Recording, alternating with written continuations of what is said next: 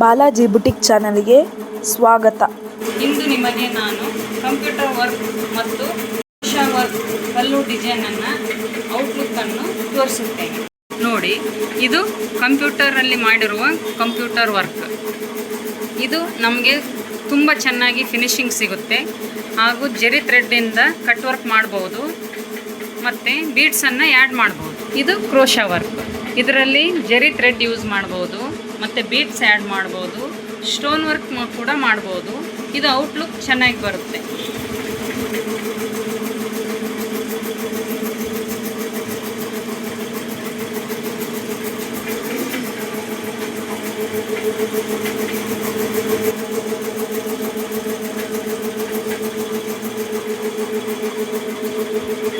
ಈ ವಿಡಿಯೋ ಇಷ್ಟ ಆದಲ್ಲಿ ಲೈಕ್ ಮಾಡಿ, ಶೇರ್ ಮಾಡಿ, ಸಬ್ಸ್ಕ್ರೈಬ್ ಮಾಡೋದನ್ನು ಮರೆಯಬೇಡಿ.